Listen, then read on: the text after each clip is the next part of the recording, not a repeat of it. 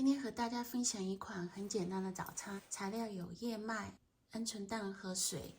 我们现在把燕麦和水加一起，我放了半杯的燕麦，水我大约放了3杯。好，现在开火，开中火就可以了。把水和燕麦放上去煮。我现在煮早餐比较喜欢用陶瓷的，因为它可以拿来煮，而且可以当碗。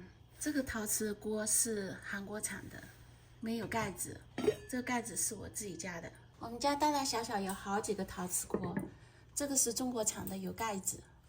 上个周末我去中国超市看到有关于怎么使用陶瓷锅的信息，我顺便放在这个视频里面，顺便给大家看看韩爸新买的一个锅，是个小巧的铸铁锅，有一个把手可以拎的，还有一个木的盖子，这还蛮可爱的。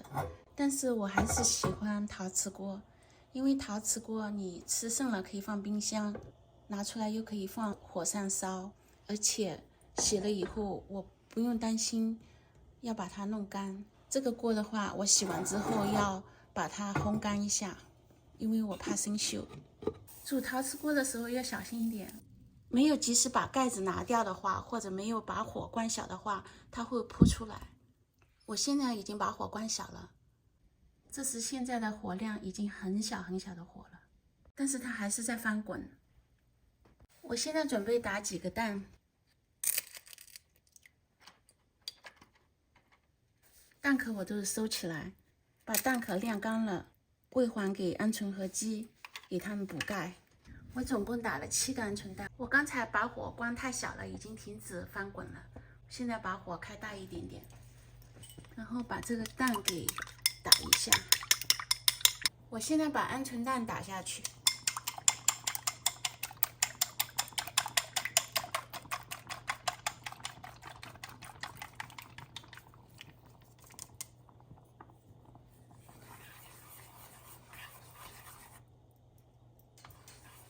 现在已经煮好了，关火。关火了之后，它还会继续翻滚的。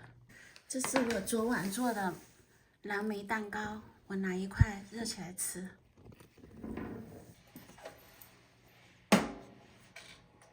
陶瓷锅会很烫，拿的时候要小心一点。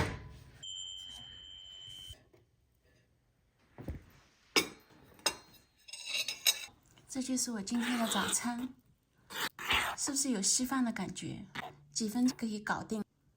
我以前煮欧米尔的时候是要等水开了才放欧米尔的，煮出来的欧米尔就没有这么好吃。后来是我姐姐从她的同事那里学来的，煮欧米尔的时候，欧米尔和水一起放，这样煮出来的欧米尔才好吃。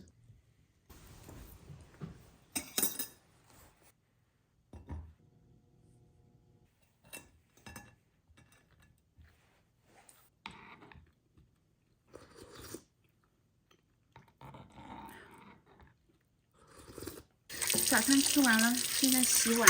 陶瓷锅洗的时候是不可以用洗洁剂的，因为它会把洗洁剂吸收进去。